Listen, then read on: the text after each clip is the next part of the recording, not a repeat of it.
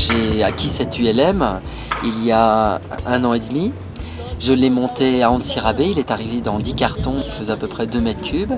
Et depuis 1 an et demi, donc je sillonne à chaque congé, j'ai sillonné Madagascar et c'est vraiment magnifique vu du ciel. On a un recul par rapport au monde, on voit le monde comme si on était un peu étranger. C'est tout petit dessous, c'est comme si on sortait un peu de la réalité.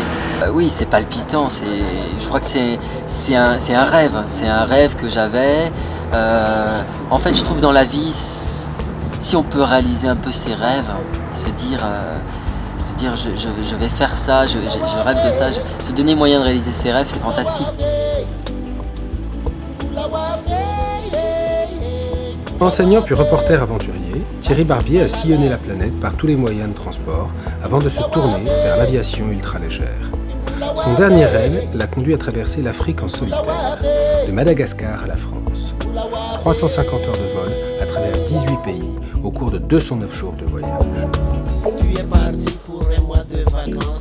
Madagascar, tout d'abord, un pays entre l'Asie et l'Afrique, offrant une diversité de paysages incroyables, rizières en terrasse, immensité aride, et puis plusieurs milliers de kilomètres de côtes aux lagons bleutés, survolés des heures durant.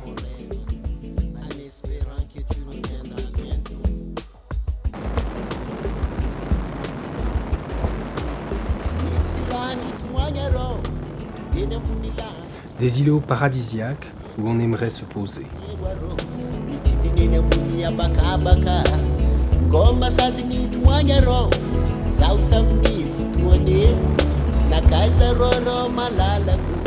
À la sortie de la rade de Diego, Thierry survole la mer d'Émeraude avant de venir se poser sur l'île de Sainte-Marie où un vieil Antonov 2 manœuvre.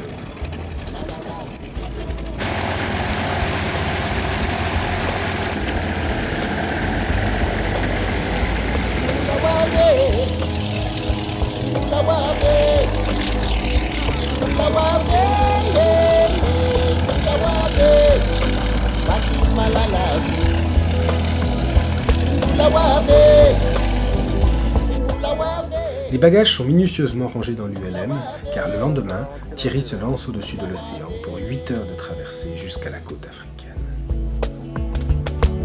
J'entends une mélodie là-haut dans le ciel. Je regarde, je vois que l'oiseau qui s'envole dans l'espace.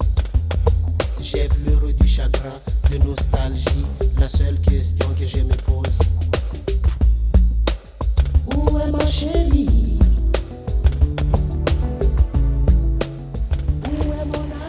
Après s'être posé à Mayotte, il survole Grande Comore et son volcan, le Karthala, au sommet culminant à 2360 mètres, toujours noyé dans les nuages. J'ai ma fuite de radiateur qui a recommencé. Et Première mésaventure, un atterrissage d'urgence au Kenya, suite à une fuite dans le radiateur d'eau. D'urgence sur une piste en pays Maasai et voilà, j'ai réussi à bien atterrir correctement.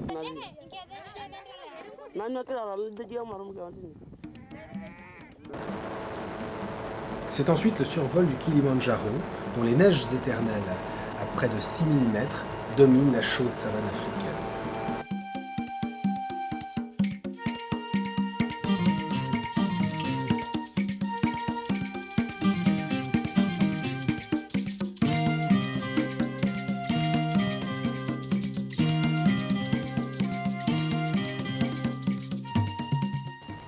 Non loin de là, dans le parc d'Amboseli, Thierry survole des éléphants par centaines.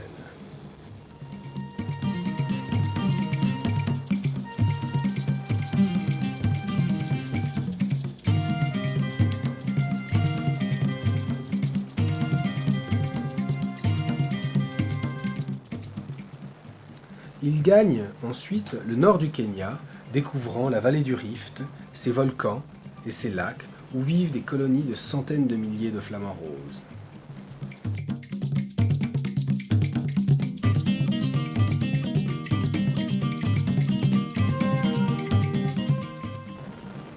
Voler à basse altitude dans un ULM permet de découvrir des régions inaccessibles à l'homme et d'avoir un autre regard, unique sur notre planète. L'ULM affranchit les distances, nous fait décoller dans un monde et atterrir dans un autre. Ils se font minuscules dans les immensités, permet de surprendre la vie sauvage. C'est aussi une école de volonté et de maîtrise de soi. En Zambie, Thierry campe dans les parcs. C'est un second rendez-vous avec l'Afrique sauvage.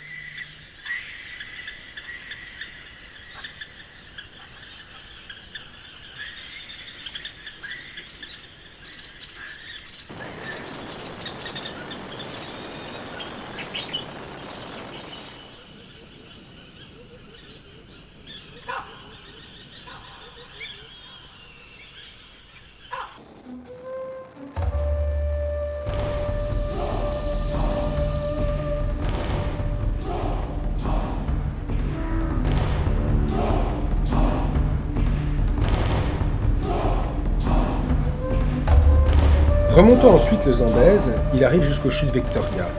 C'est l'explorateur anglais David Livingstone qui les découvrit en 1855 et leur donna ce nom. C'est allant dans une large plaine, les eaux du Zambèze plongent dans un gouffre de 108 mètres de profondeur et de 75 mètres de large. C'est la saison sèche et le débit plus faible nous permet de voir le fond de la gorge.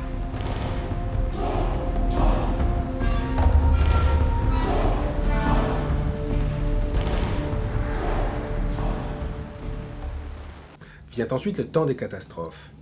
Une tempête retourne l'ULM une nuit, les réparations sont bâclées, et quelques heures plus tard, un boulon tenant une partie de la queue part en vol. Voilà, c'est la dernière.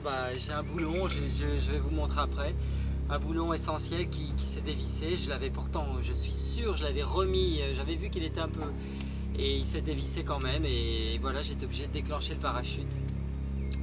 Et me voilà en pleine brousse au Botswana, la balise de détresse, la piste n'est pas loin parce que je suis toujours une piste. Mais là, j'avais pas d'autre solution que déclencher le parachute parce que c'était pas possible d'atterrir, quoi. Je volais encore, mais en rond, et j'aurais pas pu atterrir normalement. La balise SARSAT qui clignote.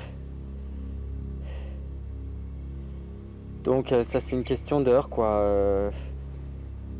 Enfin, comme je suis pas trop loin, ça devrait aller assez vite. J'ai quand même, j'ai toujours un peu de nourriture et d'eau, donc il n'y a pas de problème. En Namibie, il s'écrase suite à une panne moteur peu après le décollage. Thierry surmontera avec détermination toutes ces épreuves pour mener à bien son expédition.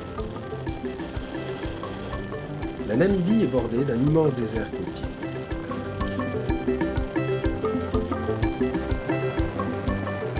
De nombreuses colonies de phoques vivent dans les eaux froides qui le bordent.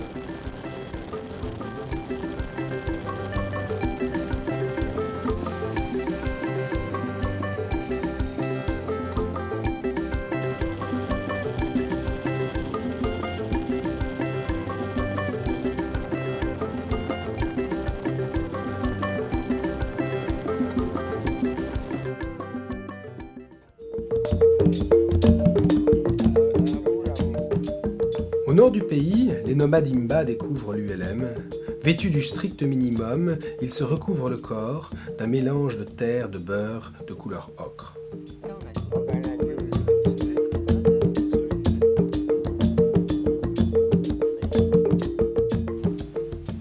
Dans les marécages du parc d'Etosha, la nature a créé d'autres dessins.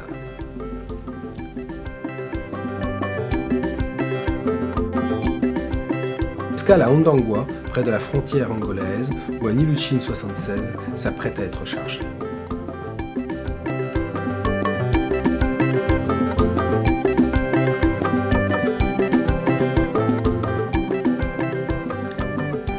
Thierry volera très haut au-dessus de l'Angola, toujours en pleine guerre civile.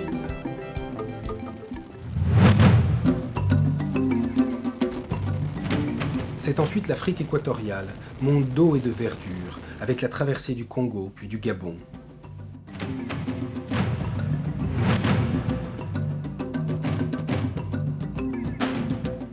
Gabon, France, ça fait combien de kilos? Oh, je sais pas. Et moi je suis parti de Madagascar, donc Madagascar-France, moi je mets 6 mois pour le faire. Avec ça, Oui, vous mangez des dents. quelquefois. Sinon je m'arrête, je mets la tente, je vais au restaurant, je vais à l'hôtel.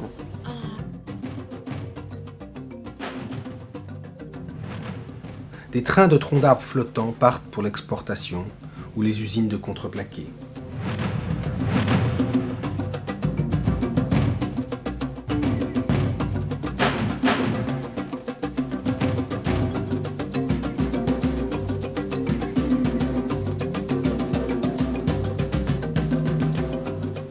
Des heures à voler au-dessus d'étendues d'arbres et d'eau à l'infini.